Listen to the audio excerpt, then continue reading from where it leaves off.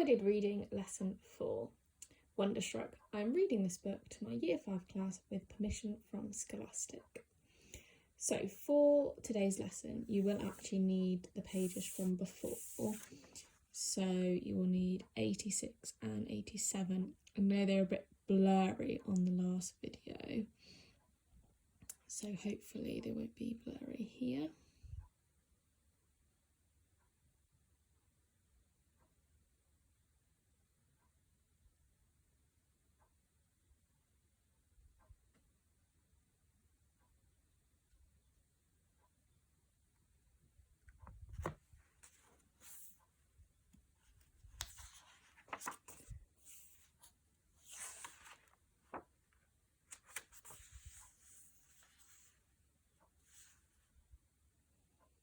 So, where do you think the girl might be going? Do you think she's going home? Or do you think she is going to find someone? What are you thinking at the moment?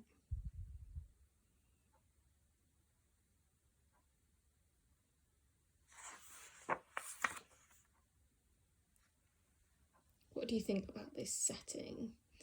Where do you think the girl could be going, and how do you think she's feeling at the moment?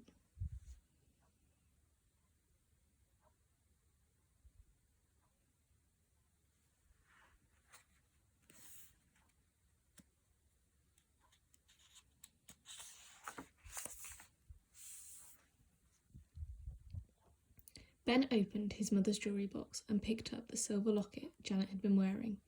His mum's name was Elaine Wilson, and the locket had a fancy EW engraved on the front. It was pretty. Ben had no idea where his mum had gotten it, or why she'd never worn it. He tried to open the locket, but it seemed to be sealed shut.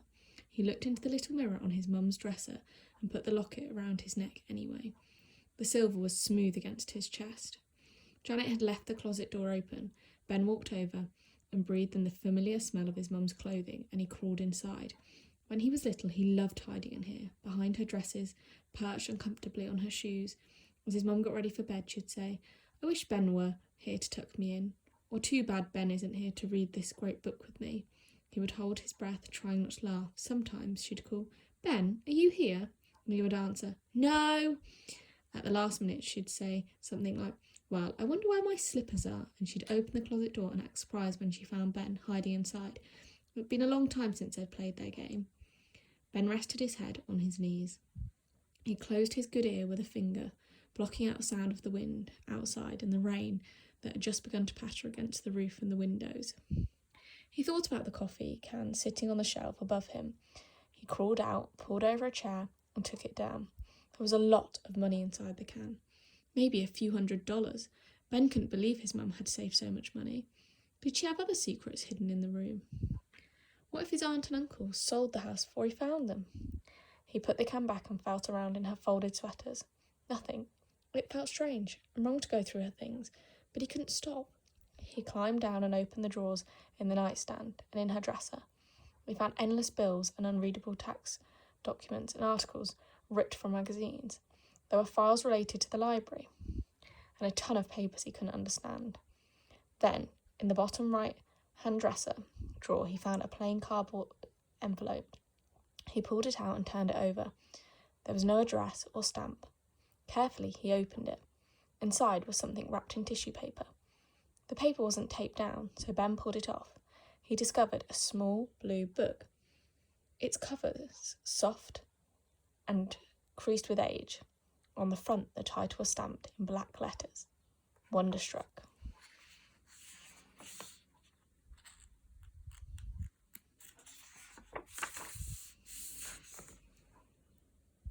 He flipped through the pages. The book was about the history of museums. On the back it said, published by the American Museum of Natural History, New York, New York.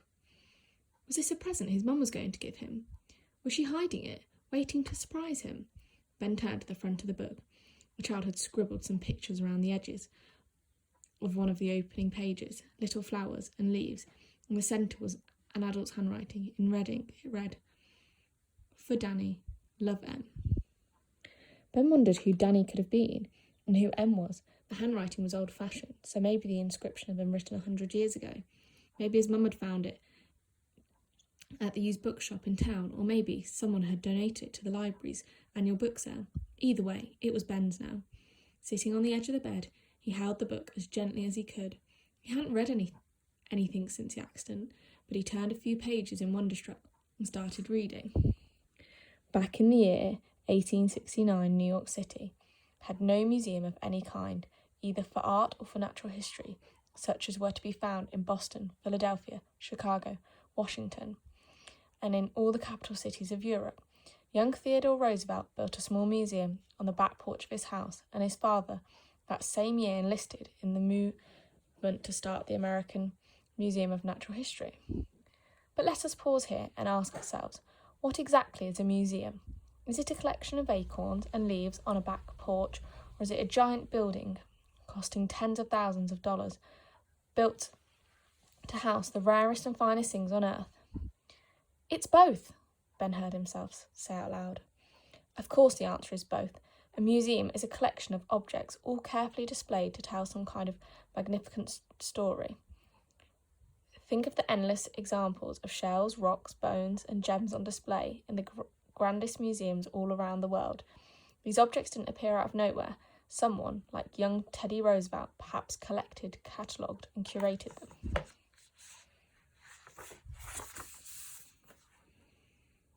Rain continued to cascade against the roof and windows, making a soft, distant drumming sound as Ben read on. A curator's job is an important one, for it is the curator who decides what belongs in the museum. The curator then must decide exactly how the object will be displayed. In a way, anyone who collects things in the privacy of his own home is a curator, simply choosing how to display your things, deciding what pictures to hang where and in which order your books belong, places you in the same category as a museum curator. Ben wondered, if he was a curator, he'd never stop to think about why he collected things. It was just something he'd always liked to do. He thought about his wood box. Maybe it was a museum box. Maybe he was making a museum about Gunflint Lake.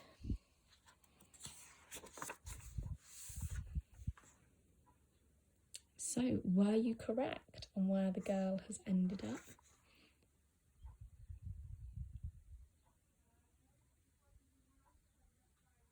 Is there anything that you notice particularly in this picture? What is the girl's name? Is there anything that you think links her name? Why do you think she is at a cinema? Can you link anything in the story so far?